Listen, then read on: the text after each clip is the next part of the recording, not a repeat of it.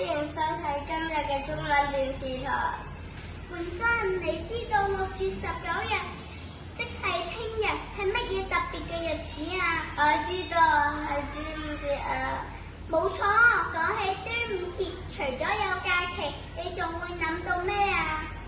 當然係想香噴噴呢種啊，仲有睇龍舟比賽啊。哈哈，其實端午節仲有好多有趣嘅傳統習俗同埋感人嘅故事啊！仲有咩啊？而家就讓我哋一齊睇一段短片，去認識一下端午節吧。請看片。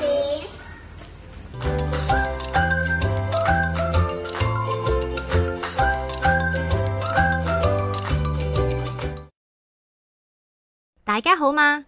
踏入6月炎炎夏日，等待我哋嘅除咗係冰涼嘅西瓜同埋雪糕，仲有一個重要嘅中國傳統節日喎。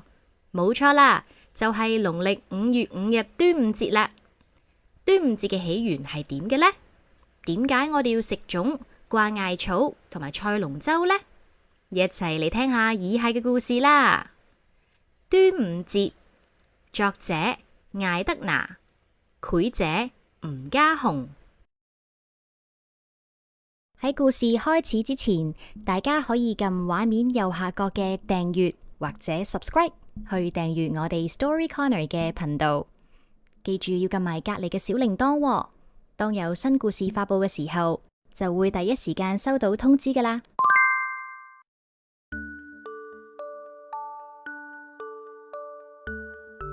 屈原係戰國時代楚懷王嘅大臣，博學多才，出口成章，寫得一首好詩，大家都好欽佩佢。雖然佢出身貴族，過住優渥嘅生活，但係佢經常接濟窮人，所以楚國人都非常愛戴佢。屈原時常協助楚懷王，無論係制定法律或者外交事務，都有傑出嘅表現。準卿所奏，謝大王。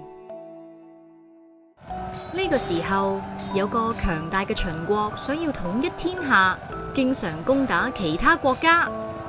我決定統一6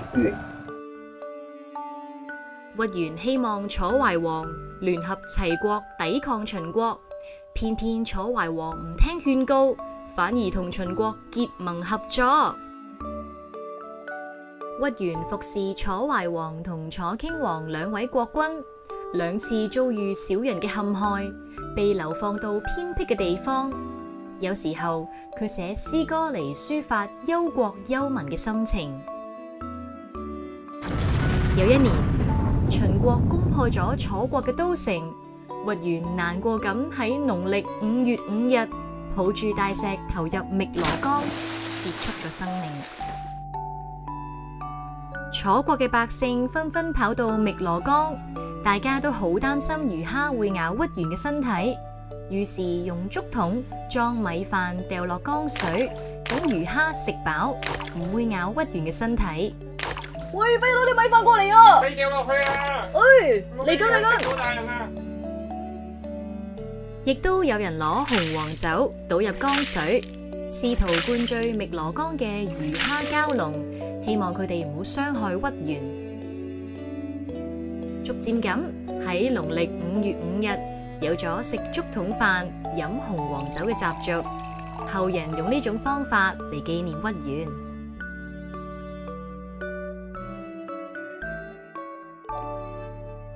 當年屈原投江嘅時候，楚國百姓紛紛划船要打撈佢嘅身體，後來就演變成龍舟競賽嘅活動啦。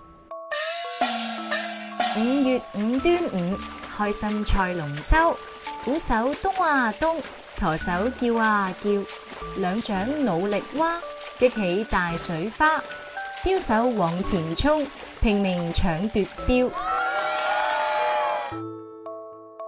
端午節正值炎熱濕悶嘅季節，容易造成蟲害同埋病患。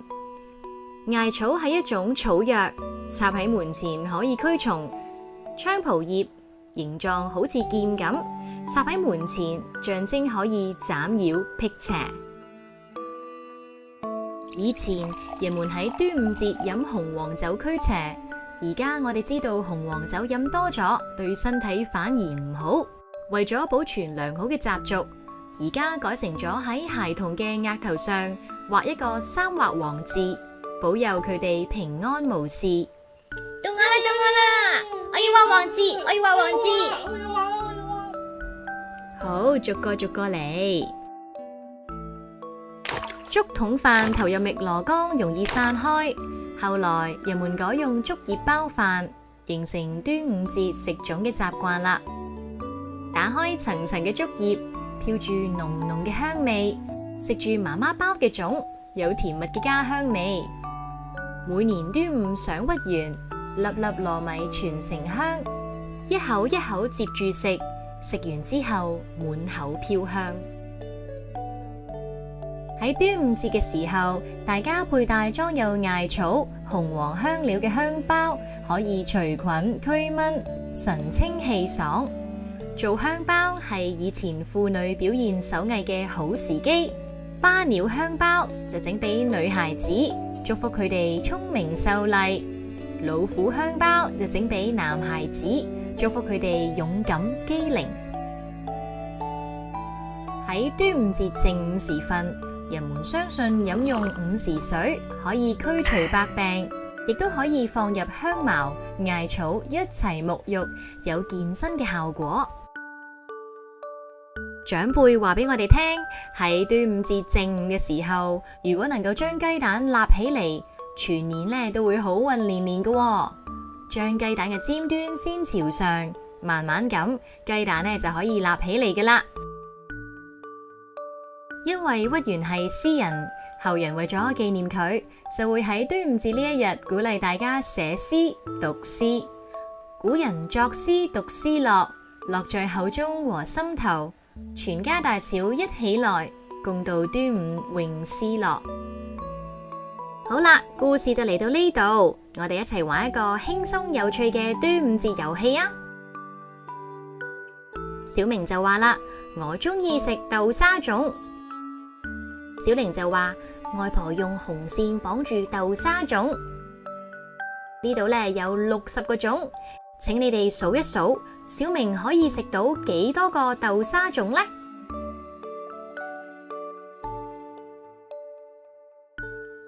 你哋數到幾多個紅色嘅豆沙粽啊？答案就會喺留言板度公布嘅，大家快啲嚟對下答案。如果你中意呢個故事，歡迎讚好同埋留言話俾我哋聽啊！故事角落祝大家端午節快樂！喺呢一個夏天嘅假日，享受陽光同埋節慶活動嘅熱鬧氣氛。我哋下次再見，拜拜。